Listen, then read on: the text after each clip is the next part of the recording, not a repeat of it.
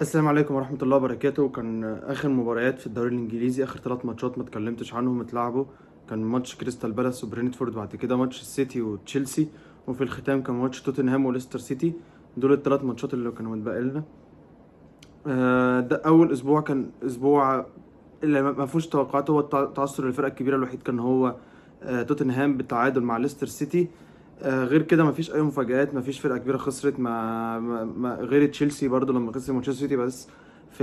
دلوقتي ما يعني عادي، هو ده المتوقع، هو ده اللي بيحصل بالعبث اللي بيحصل في تشيلسي. وبالناحيه التانية بان انت بتلعب البطل الدوري، اكتر فرقه فيها استقرار دلوقتي في الدوري، الفريق اللي معاه احسن مدرب، الفريق اللي معاه واحد من احسن اللعيبه في الدوري الانجليزي. فالكلام ده كله كان منطقي ان تشيلسي يخسر من السيتي. لكن غير كده زي ما قلت مفيش اي مفاجآت، هم الفرقه اللي احنا متوقعين داخلين بيهم ان هم هيكسبوا، اللهم الا توتنهام، وكان بسوء حظ بصراحه يعني، مش اي حاجه تاني. فخلينا نبدا على طول بماتش مانشستر سيتي وتشيلسي. تشيلسي ب 41 صفقه ولا ب 41 لاعب في القايمه، بعبث بصفقات كتير. دخل الماتش يعني ما فيهاش اي اكزيكتيشن. هو في حراس المرمى كان روبرت شانسز، قدامه مالو جوستو مع فوفانا مع كولويل، ناحية الشمال كوكوريا، قدامه ناحية الشمال سوري كوكوريا، قدامه كان في لافيا وكايسيدو، قدامهم كان انزو فرنانديز.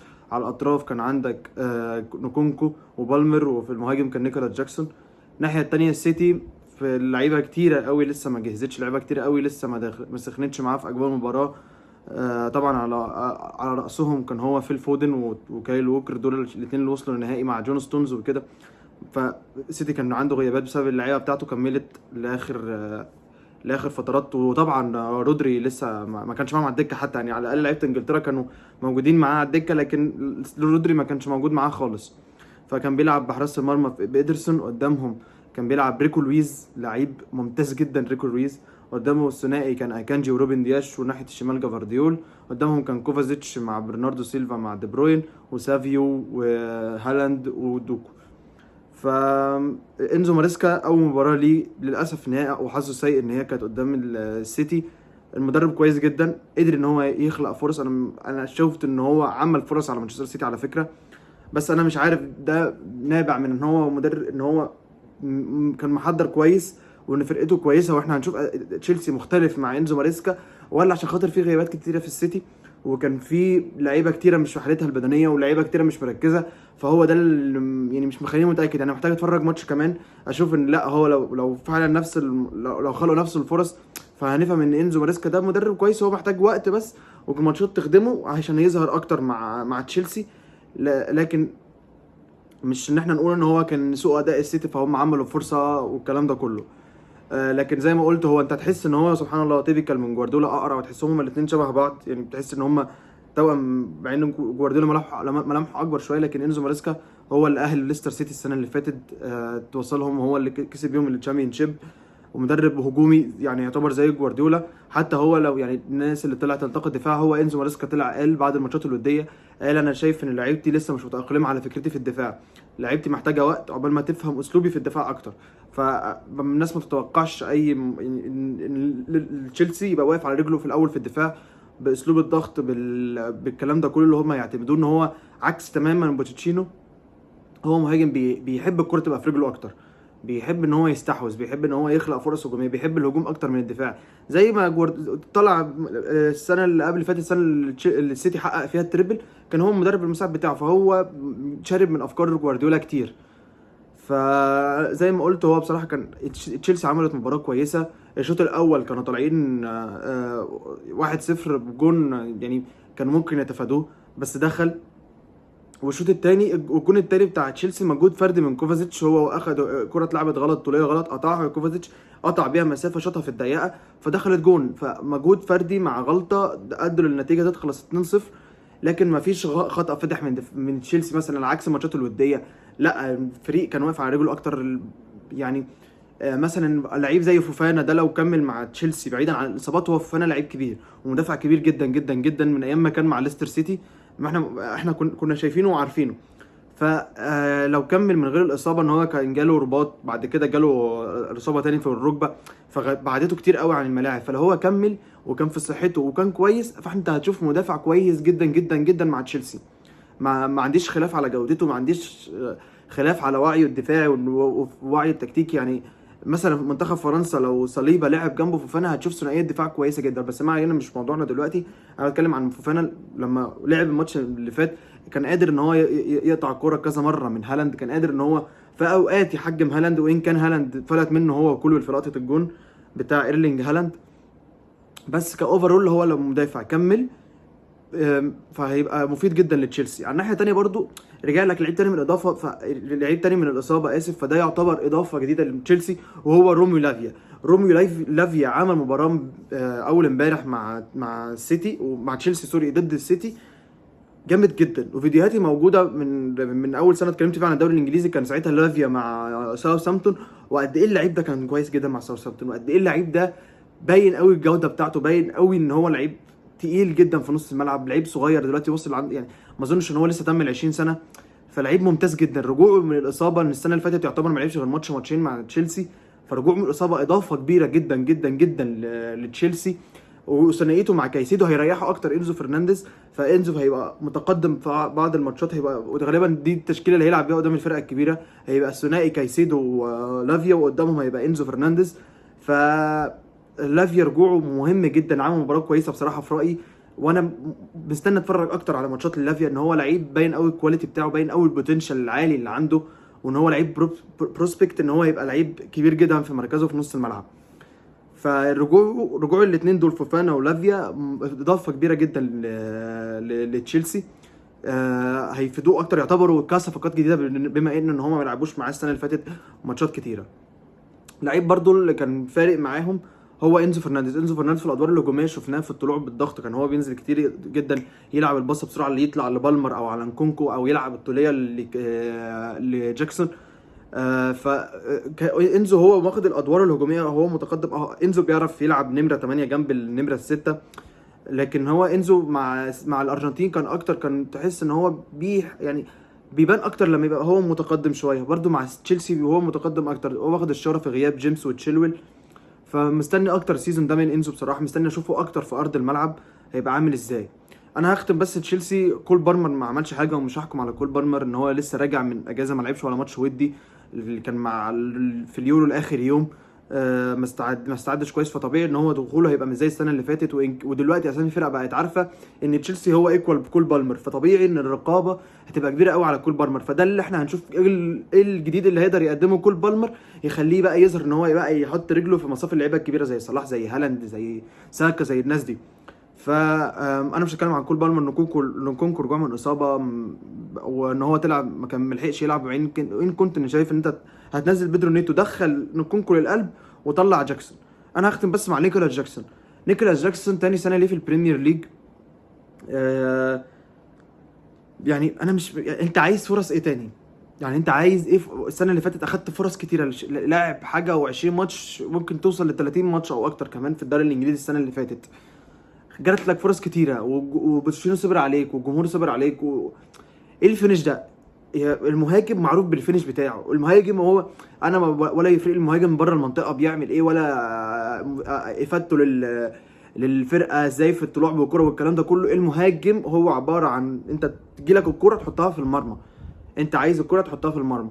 اوقات كتيره بنطلع ننتقد ايرلينج هالاند عشان هو فكره ان هو ما بيعرفش يباصي، ما عندوش افاده كتير على الكوره، بس لما تيجي تتكلم عن ايرلينج هالاند في كوره، ان الكوره لما بتجيله بيحطها في الجون، هو ايرلينج هالاند متميز في الحته دي.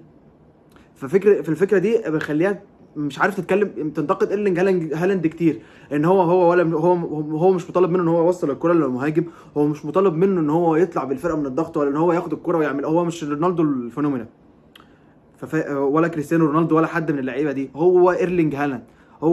هو في مخه انا اهم حاجه انا جوه ال 18، او لما الكره تجي لي بعد ما الفرقه تعملها، انا ايه اهميتي؟ ان انا اخد الكره احطها في الجون، بس ما حدش يسالني بقى الجون تاب ان ما يفرقليش بقى الكره واقعه من ايد الحارس، مش هيصعب عليا الحارس، لا انا اي فرصه جوه ال 18 انا هلهث عليها كاني كلب، انا مش هسيبها تعدي من قدامي، فهتجي لي الكره هشوطها في الجون، هخلص في الجون، هو ده اللي انا اعرفه، انا ما اعرفش حاجه تاني.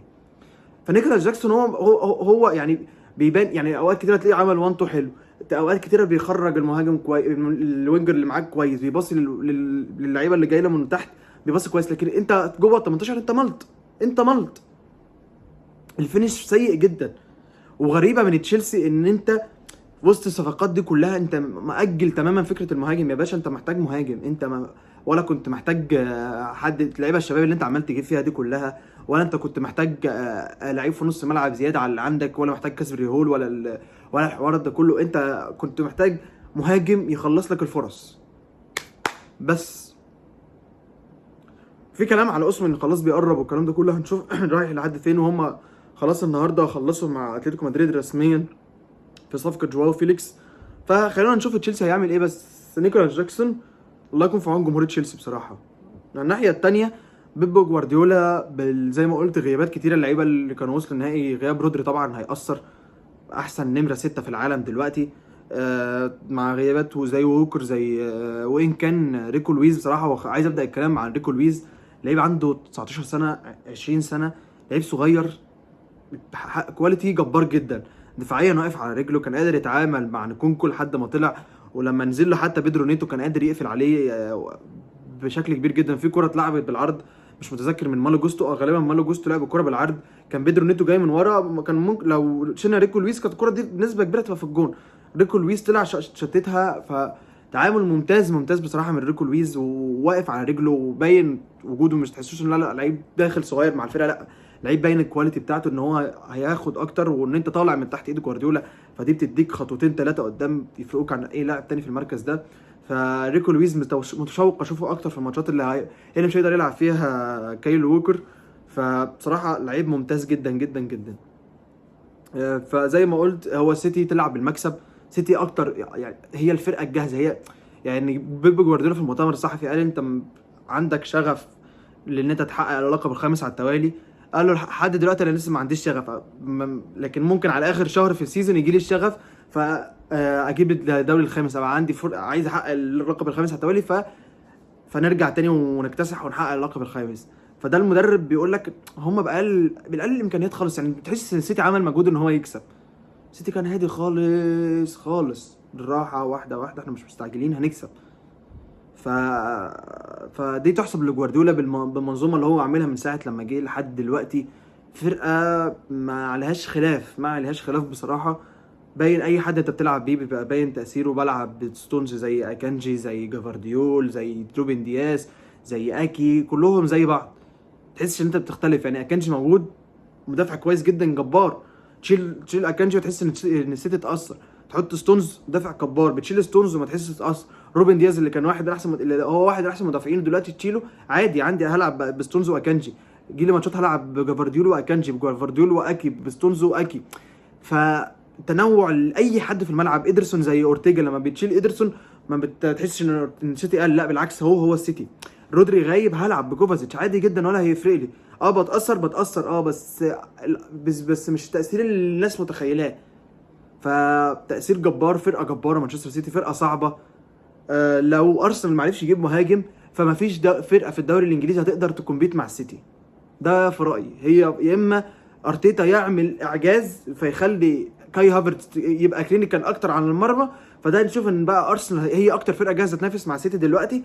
ارسنال ما حدش يقول ليفربول هتنافس لو في مفاجاه حصلت ان ارن سلوت مشيت معاه في الاول فخلاص بقى في ثقه فالناس مصدقه فهو يصدق فننافس. لكن بالتوقع وبالطبيعي بالعرف اللي احنا عارفينه صعب جدا ليفربول في اول سنه لارن سلوت ينافس مع ارسنال مع السيتي. فالفرقه الوحيده اللي هي زي ما قلت القادره على نفس السيتي هي ارسنال لو جابوا مهاجم. انت جبت ايفان توني، قدرت تخش على صفقه اوسمان وتخلصها، جبت مهاجم بيعرف بيفنش، مش جابريال جيسوس مش كاي هافرتز. ولو عملت يعني ان انا زي ما قلت في الفيديو اللي فات ان انا باين من ارتيتا ان ثقته في هافرتز وان هو بيشتغل مع هافرتز لوحده، ان هو عايز هافرتز. انت لما تجيلك الفرصه مش عايزين نضيع فرص كتير، احنا عايزين تفنش اكتر. فهنشوف على مدار السيزون. بس زي ما قلت بالطبيعي الفرقه الوحيده اللي تقدر تنافس السيتي هو ارسنال لو جابوا مهاجم. لكن الراجل ده بيب جوارديولا مش سهل منافسته تماما. لو ما هي الفرقه من اول يوم لحد اخر يوم انت عارف ان هي دي الفرقه اللي هتكسب دوري الانجليزي.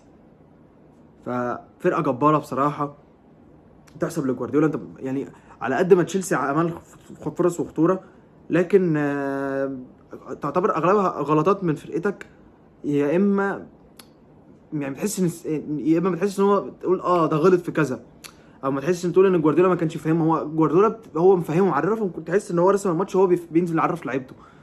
فالسيتي وصل لمرحله من الثقه، مرحله من ان احنا هنكسب اي حد باقل مجهود. دي حاجه كبيره جدا جدا جدا بصراحه. عجبني سافيو جدا. للاسف بس هو اتصاب، جاله شد في السمانه غالبا، او شد مش عارف هيغيب قد ايه، لكن باين قد ايه ان هو سريع جدا جدا جدا. مش خايف من الفرق الجوده من الدوري الاسباني للدوري الانجليزي. مش فرق ان هو رايح من جيرونا للسيتي، لا عادي، تحس ان هو عادي بيكمبيت في الهاي ليفل عادي، مش فارق معاه، بيرقص، بيعدي من اي حد، بيخلق فرصه، بيباصي لهالاند، بيباصي لدي بروين، هو بياخد الكره لنفسه، بيقطع بيها مسافات. فانا شايف ان سافيو على مدار السيزون هيبقى باين اكتر من دوكو. ان دوكو زي ما دوكو هو اناني، انا هاخد الكره، انا هجري بيها، اقطع بيها المسافه، في الاخر انا هبصيلك الكوره. دي وحشه جدا، ودي بتضيع كتير قوي من السيتي. يعني ايه الفرق بين دوكو وهالاند؟ ان سافيو اسف، ان دوكو هو تفكيره الاول انا هجري وارقص، لكن سافيو عادي ممكن يجري ويباصي. مش تفكيره الاول ان انا ارقص او اعمل لقطه، لا، تحس ان دوكو عايز ياخد الكوره. وده اللي شفناه في اخر السيزون، ان جوارديولا لا ركن دوكو شويه كتيره جدا جنبه على الدكه، ان انت بتخسرني كتير يا معلم، انت الكوره في رجلك بتتقطع منك، تعمل عليا هجمه بتضيعني فكره الهيمنه اللي انا عايز اعملها.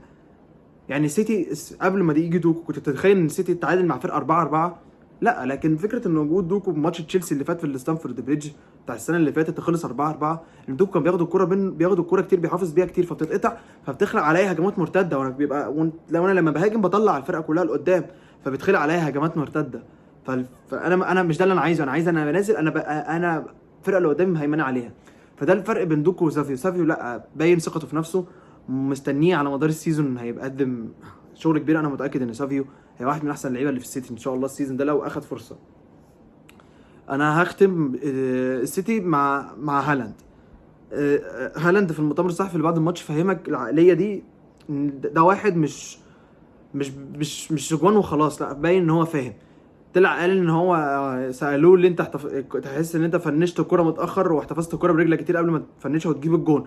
راح قال السنه اللي فاتت روبرت او اتكلم في الاول على روبرت شانسز، قال ان هو واحد من الحراس اللي بتقف على الخط وما بتطلعش بدري، فهو واقف على الخط مستني الكوره تتشاط، هو هيرتد وهو واقف على الخط.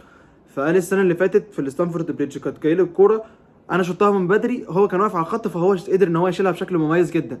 فالسنه دي انا فضلت ماسك الكوره، دخلت لجوه وفنشتها بالتشيب لما هو طلع. فده يبين لك ان هو بيذاكر، بيشوف السنه اللي فاتت ان ايه اللي غلط. مدرب بصراحه، يعني لعيب بصراحه عقليته كبيره، عليها وتحترم. ما كوكوريا شكله كان مسخره بصراحه في ان هو لما سكران في الاحتفالات بتاعت الاسباني، الموضوع اللي احنا كلنا عارفينه، لما طلع يغني ان كوكوريا هيقدر يتعامل مع هالاند ويقفل هالاند، دخل مع هو اللي كان المفروض ان هو يعني هو اللي راح غطى مع هالاند يعني ما تهزش، وهو دخل فيه كتف بكتف، اللي انا كوكوريا مرمي على الارض وهالاند بيفنش الكوره، بعدها اتصاب هالاند، بص له ضحك. ف شابوه ايرلينج هالاند، اول سيزون اول جون في السيزون باول مباراه، بيثبت اكتر ان هو صراع الهداف هو هيبقى ضامنه اكتر واكتر. فمستنيين السيتي لما رجوع دي بروين ودخول فودن، لما دي بروين يكمل اكتر يجيب حساسيه المباراه، ودخول فودن ودخول التشكيله الاساسيه كلها هيتشوف عامل ازاي. فده اللي كان عندي على مباراه تشيلسي والسيتي. سريعا الماتش اللي بعده هو توتنهام وليستر سيتي. انا مفيش حاجه تستدعيني ان انا ابدا في توتنهام اكتر من انجي بوستوكوغلو. المدرب ده كبير جدا جدا جدا جدا جدا جدا جدا جدا. هو طلع في المؤتمر الصحفي اللي قبل المباراه بيقول انا في الطبيعي ان انا في تاني سنه انا بكسب بطولات مع الفرقه انا بدربها.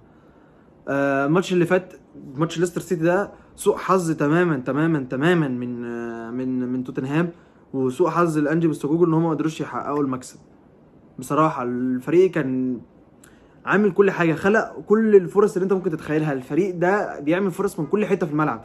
ماديسون بيخلق فرصه، تلاقي بودرو بورو جوه ال 18، اودوجي بيعمل عرضيه، سلانكي بيجي له فرص، فالفرقه كلها بتخلق فرص، الفرقه كلها بتهاجم. فالفريق محترم جدا. هي تعقيبي الوحيد على انجي بوستوكوغلو ان بالطريقه دي انت في الدفاع انت مش هتعرف تكمبيت لاطول فتره. انجي بوستوكوغلو محتاج يتعامل دفاعيا اكتر بكده بشكل واقعي اكتر. مش هينفع كلنا نهاجم يا باشا، مش هينفع. انت بتلاقي فان دي فين بيهاجم، روميو بتلاقيه زي اللي قدام مع زياده الباكين مع دخول الوينجات لجوه مع ماديسون مع بنتاكور مع سار مع الكلام ده كله، فالفريق في الدفاع بيبقى قليل جدا، اقل من هجوم بشكل كبير. هو ده اللي خلى ليستر سيتي يرجع في المباراه. يعني ليستر سيتي يعني الشوط الاول كانش قادر يتعامل، لكن الشوط الثاني بين الشوطين تحس ان ستيف كوبر قال لهم سيبوهم يهاجموا، استنوهم ورا. الكره الطوليه على فاردي وعلى اللاعب الغاني عبد الفساو او حاجه، عبد الفساو. هنطلع عليهم بسرعتهم، هنخلق الفرص، وده اللقطه اللي حصلت في الجون. فكودو بونانوتي اخد الكرة لعبها بالعرض، كانت بعيدة جدا، نزلت لعبدول لعبها عرضية، فاردي كان لوحده تماما بسوء تغطية من روميو. كانت صعبة على فيكاريو، وبعد كده تحس ان ليستر سيتي كملت على كده، ان توتنهام مش هيرجع. فانجلس كوكلو التعقيب الوحيد عليه هجوميا ممتاز جدا، هجوميا جبار، لكن دفاعيا انت سهل الاختراق تماما. هي ده التعقيب الوحيد. وان كان ثنائيه يعني بيسوما مع سار احسن بكتير من ثنائيه بنتنكور مع سار. بيسوما احسن بكتير دفاعيا من بنتنكور، بخروج بالكوره احسن بكتير من بنتنكور، الالتحامات اللي بيعملها بيسوما احسن بكتير من اللي بيعملها بنتنكور. فغياب بيسوما ده مؤثر على الفريق، لكن هنشوف ان بيسوما هيرجع للفريق، ان هو انجلوس كوجل قال دخول الفريق ان هو لما يعتذر هندخله تاني الفرقه، فهنشوف بيسوما هيعتذر ولا مش هيعتذر، وممكن على وقت نزول الحلقه يكون اعتذر. فهنشوف ان وجود بيسوما مع سار احسن بكتير من زي ما قلت من بنتنكور مع سار مع بنتنكور. اللعيب اللي كان مفاجئني تماما غيابه وان هو مش ظاهر معانا هو سون ما مختفي تماما، ما عملش اي خطوره على المرمى، ما عملش اي فرصه، ما شاطش اي شوطه، كان غايب تماما، كان بعيد قوي. فغياب سون غريبه، وسوء مستوى سون ده حاجه غريبه، مش عايز احكم عليه من دلوقتي، هنستنى اكتر على مدار السيزون هنشوف اكتر سون عامل ازاي. انا عايز اتكلم عن بيدرو بورو لعيب باك رايت هجومي بشكل بحت، وحتى دفاعيا لما بتحتاجه دفاعيا بتلاقيه موجود وبيرجع بيرتد بسرعه. ما هو اللي جاب الجون براس وهو قصير، وخلق فرص كتيره وبيشوط وبيعمل عرضيات. بيدرو بورو واحد من هيكون من احسن اللعيبه في توتنهام، ولعيب مميز جدا جدا، وباك رايت مهم جدا جدا لانجي بوستوكوجلو، وباك رايت مفيد تماما لبوستوكوجلو. كمان انا عايز اتكلم عن سولانكي كان سيء الحظ تماما في المباراه، ما قدرش ان هو يسجل، ما قدرش ان هو يعمل اول امباكت مع فريق في اول ماتش ليه. لكن انا متاكد ان سولانكي الماتش الجاي هيجيب اجوان، والماتشات الجايه هيجيب اجوان، ان هو كان موجود، كان ظاهر الفرق اللي بينه وبين ريتشارلسون. الكور العرضيه بقى دلوقتي في حد يستغلها احسن بكتير من ريتشارلسون في العرضيات، لكن واحده واحده هو لسه داخل على الفرقه جديد. طب يعني على الماتشات الجايه هنلاقي ان سولانكي جاب اجوان. عايز اتكلم برضه عن ميكي فاندن فين، مدافع كويس جدا جدا، سرعته حاجه جباره، تعامله في الثنائيات حاجه كويسه جدا جدا جدا، ف لعيب ممتاز جدا. والاثنين اللي نزلوا ارش جراي وبرجفال ده لعيب جابوه من الدوري السويدي السنه دي. توتنهام لعيب كويس جدا جدا جدا جدا. غلط في كوره في الاخر، لكن لعيب باين قوي الكواليتي لما نزل مكان ماديسون، باين قوي، لا باين قوي الكواليتي بتاعته لما نزل مكان بابا سار لما لعب جنب ارش جراي. الاثنين دول استنوهم على مدار السيزون عامه مع توتنهام، لعيب سويدي كويس جدا جدا، وجراي لعيب ويلزي ممتاز بصراحه. الاثنين دول صفقتين انا مستني اتفرج اكتر مع تحت ايد بوستوكوجلو. اللعيب اللي انا عايز اتكلم عليه في ليستر، وهو ايه الحاجه يعني ستيف كوبر عمل ماتش وحش جدا، ما كان سهل الاختراق جدا. الحارس بتاعهم هيرمانسن شال كتير، منعهم ان هو يخش فيهم اجوان كتير، شال من سولانكي، شال من بورو، شال من ماديسون، شال من كل اللعيبه. فاغلب الفرص اللي جت عليه قدر ان هو يتعامل، لكن ماتش كان سيء جدا من ليستر سيتي. هو اللقطه اللي لعب عليها الطوليه وسوء دفاع توتنهام هو ده اللي خلت ان ليستر سيتي يطلع تعادل 1-1. لكن جيمي فاردي، شوف جيمي فاردي مبسوط وهو بيحتفل، دي حاجه كبيره جدا. لعيب هو فوكس ان ذا بوكس، يعني في لقطه اختفى من روميو جاب الجول. هو ده جيمي فاردي، لعيب انا بحب جيمي فاردي جدا جدا جدا جدا.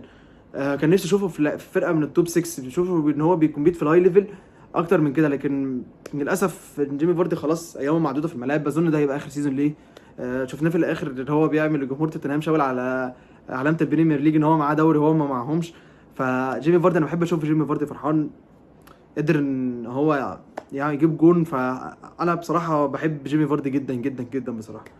فبس ده اللي كان عندي عن ليستر سيتي وعن توتنهام. ختاما سريعا جدا جدا جدا مباراه كريستال بالاس وبرينتفورد. آه، كريستال بالاس مع برينفورد. كريستال بالاس حظها سيء جدا جدا جدا. برينفورد ان هي تطلع كسبانه 2-1 ده يعني جون محل فردي، وجون تاني كوره واقعه من ايد هندرسون جت في ويسا دخلت جون. لكن فرقه كريستال بالاس احسن بكتير بكتير من برينفورد. كان ممكن يطلعوا ب3 نقط. فليك كان شكل كتير جدا لماتيتا ان هو مش جاهز. ايزي حاول ان هو يخلق فرص، لكن للاسف سوء حظهم ما قدروش ان هم يطلعوا بالمكسب. مونوز مع وارتون مع ايزي مع ماتيتا مع ميتشل واجويهي يعني لسه ما دخلوش في الماتشات، لكن حظهم كان سيء جدا جدا بصراحه. الناحيه الثانيه برينتفورد ما خلقوش فرص كتيره. ويسا ما ظهرش كتير بويمو، ما فيش غير لقطه الجون الاول. ويسا لما لعبت طول بويمو وجري بويمو لقطه فرديه وشاط الكوره دخلت جون، بس كان سوء تمركز اكتر من جويه، سوء تقدير وتعامل من جويه. والجون الثاني الكوره وقع من ايد هندرسون، شال هندرسون الكوره لقى ويسا لوحده قدامه شاطها دخلت جون. ف ف كريستال بالاس مع جلانسر هيبان اكتر، هيوضح اكتر في الماتشات الجايه. ومش من الطبيعي ان احنا نحكم عليه ماتش ان الفرقه كانت احسن بكتير من برينتفورد. فبس ده اللي كان عندي في اول جوله في الدوري الانجليزي. ماتشات كويسه جدا. نشوف الماتشات بقى في الاسبوع الجاي هيبقى هتكمل بنفس الريتم ونفس الحلاوه، ولا الريتم هيزيد اكتر ولا الريتم هيقل. ده اللي هيبان كله معانا. اسف على الاطاله. مفيش جون كان كويس عشان اختار احسن جون في الجوله. ما عجبنيش اي جون بصراحه. كنت شايف ان اغلب الاجوان عاديه. فده اللي كان عندي في الدوري الانجليزي في اول جوله. اسف على الاطاله، واشوفكم في حلقه جديده. وكان معاكم احمد هاني، والسلام عليكم ورحمه الله وبركاته.